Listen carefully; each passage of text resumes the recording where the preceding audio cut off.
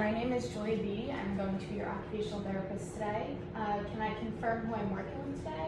Jennifer Doyle, And when's your date of birth? February 3rd, 1997. Awesome. So today we're going to be doing range of motion and manual muscle testing, just trying to see where your joints and your muscles are. Do you have any questions or concerns for me before we start? Nope. Okay, cool. Okay, so today we are going to be testing for hip flexion. Can I place my hands on you in order to do this testing? Yes. Okay, perfect. Now I'm going to have you lie on your back for me, please.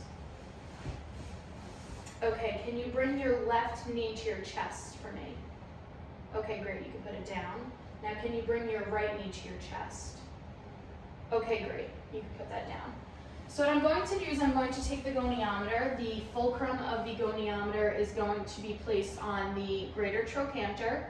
The stationary arm of the goniometer is going to be at the lateral midline of the pelvis and the trunk. And the moving arm is going to be placed at the lateral midline of the femur. And this is going to be in line with the lateral femoral epicondyle. So, Jenny, can you please bend your left knee to your chest for me, please? Okay, good. You can put your leg down for me. Okay, so Jenny is at about 124, which is in the normal range of motion for hip flexion. Okay, so I'm going to have you lay down with your head on this end, on your back. Okay, so now I'm going to be testing her hip flexion on her right leg. I'm going to be placing the goniometer in the same spots with the head, with the fulcrum of the goniometer on the greater trochanter. Okay, can you please bring your knee up to your chest for me, please? Okay, good. So Jenny is at about 122, which is still a good range of motion for hip flexion. It's a little less than her left, but still in the normal range. So I'm going to be testing passive range of motion in Jenny's hip flexion. So what I'm going to do is take my right palm and put it underneath her knee, and my left hand is going to be going a little above her ankle. And I'm going to be moving her hip into hip flexion. Okay, good. Now I'm going to be doing it to her other leg. Okay, good. So now I'm going to be measuring her passive range of motion with my goniometer. The places of the goniometer are going to go in the same spots that I did for active range of motion. The fulcrum of the goniometer is going to be going on the greater trochanter of her hip. The stationary arm is going to be placed at the lateral midline of the pelvis and her trunk. And the moving arm is going to be placed at the lateral midline of the femur. And this is going to be in line with the lateral femoral epicondyle. So I'm just going to bring her.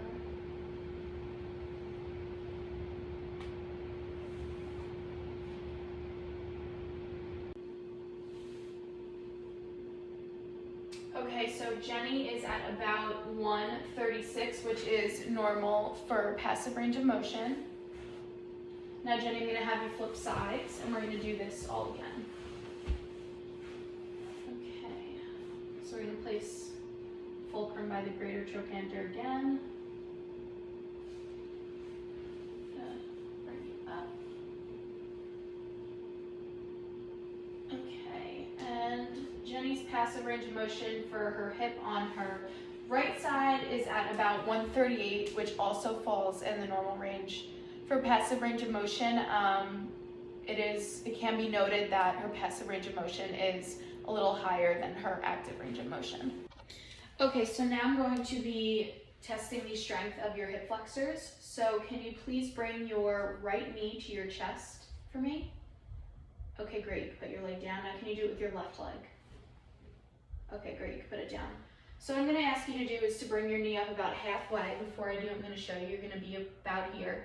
What I'm going to do is I'm going to place a little bit of pressure. I want you to hold your leg in that place. Don't let me push your knee down to the ground, okay? So we're gonna put you here.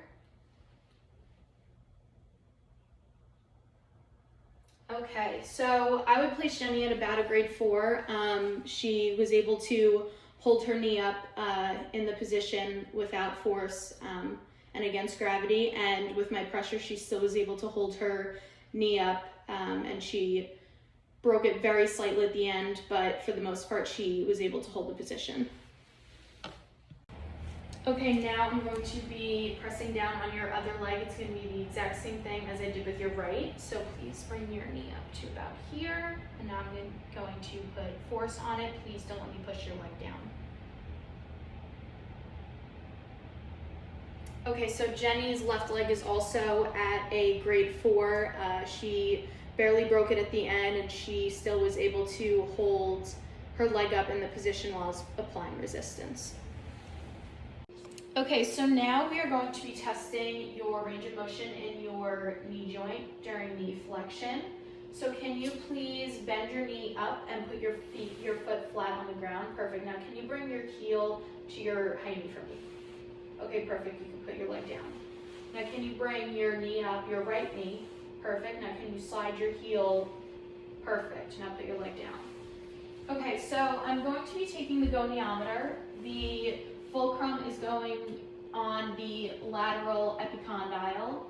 The stationary arm is going to be on the lateral midline of the femur, and the moving arm will be on the lateral midline of the fibula, and that's going to be in line with her lateral malleolus.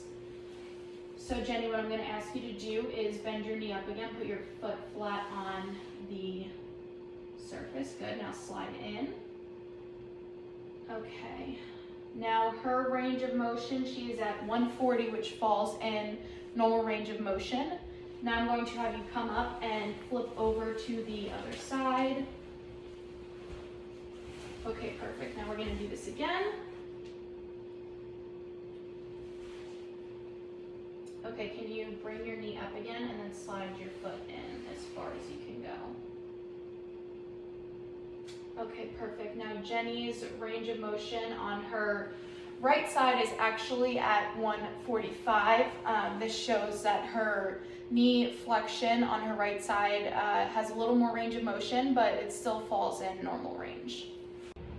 Okay, so today we're going to be testing the muscle strength in your knee flexion. I'm going to have you lie down on your stomach for me, please.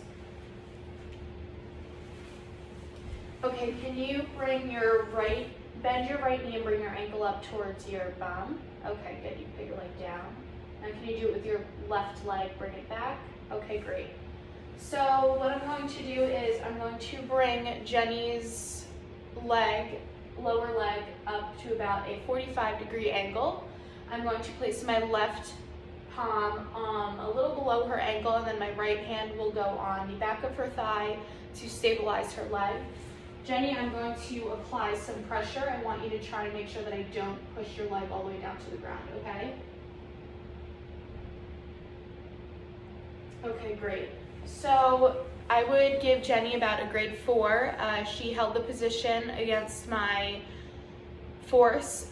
She didn't allow me to break until the very end. So I'm going to do it again on the other side. I'm going to bring her leg again to about a 45-degree angle. My right hand is going to go a little above her ankle, and my left palm is going to on the back of her thigh to stabilize her leg. Jenny, I'm going to do the same thing again. Can you try and make sure that I don't push your leg down? Okay, great. I would also give Jenny's left leg a grade 4. Again, she was able to hold her leg in that position against my resistance. She only allowed me to break at the very end, so her legs are about the same. Okay, so next we are going to be testing ankle dorsiflexion. I already had my patient lie on her back with her ankles hanging off the end. So first, Jenny, what I'm going to ask you to do is if you can point your toes to the ceiling for me. Okay, great. Now can you point your toes down? Okay, good. So what we're going to do with the goniometer is the fulcrum is going to go about 1 inch distal to the lateral malleolus. Then the stationary arm is going to go at the lateral midline of the fibula towards the fibular head. And then the moving arm is going to go parallel to the lateral aspect of your fifth metatarsal. So what I'm going to ask you to do is point your toes to the ceiling for me, please. Okay, great. So Jenny is about 11 degrees in dorsiflexion on her left ankle. So now I'm going to do the other side. The goniometer is going to go in these same spots on her ankle, about 1 inch distal to the lateral malleolus. Okay, so what I'm going to have you do, Jenny, is point your toes to the ceiling for me, please. Okay. Now in her right ankle, she is about 16 degrees, so her right ankle has a little bit more movement in dorsiflexion than her left. Okay, so now I'm going to be manual muscle testing Jenny's dorsiflexion. What I will be doing is placing my right hand a little above her ankle, and my left hand will be going on the top of her foot. So I'm going to put your foot about here, Jenny. What I'm going to do is I'm going to push down. I want you to try and resist, okay? Okay, so I would give Jenny a grade 5. She didn't break after a couple of seconds of my resistance against her. And so now I'm going to test her right side. I'm going to do the same thing. My left hand is going to go a little bit above her ankle, and my right hand is going to go on top of her foot. So I'm going to put her in a neutral position. Again, I'm going to push down, try and make sure that I don't push your foot flat.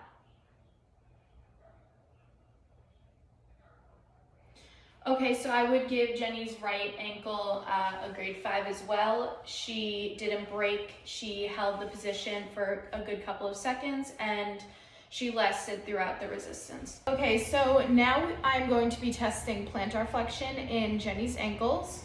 So Jenny, can you please just point your toes to the ground for me, please? Okay, great. So just like before with dorsiflexion, I'm going to be placing the goniometer in the same spots. The fulcrum is going to be going 1 inch distal to the lateral malleolus. The stationary arm is going to be placed at the lateral midline of the fibula towards the fibular head. And the moving arm is going to be parallel to the lateral aspect of your fifth metatarsal. So I'm going to place it there. Okay, now Jenny, can you plantar flex for me, please? Point your toes down. Perfect.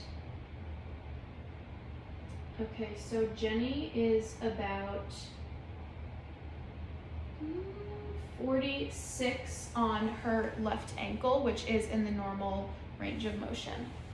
Okay, so I'm going to be testing plantar flexion in Jenny's right ankle now. So I'm going to be putting the stationary arm here. We have to keep your foot in a neutral position before you move it. So leave your foot there. Okay, so now I'm going to have you point your toes down to the ground for me. Okay, and Jenny's range of motion in her right ankle is at 47, so it's about the same in both ankles, which falls in the normal range of motion. Okay, so now I'm going to be manual muscle testing Jenny's plantar flexion. So I am placing her knee into a 90-degree flexed angle. I will be putting my right hand a little bit above her ankle, and my left hand is going to go on the bottom of her foot. I am going to ask her to plantar flex, and then I will push against that. So Jenny, what you're going to do is plantar flex your foot, so point your toe to the ceiling for me, please. Now I'm going to press down. I want you to try and make sure that you don't move.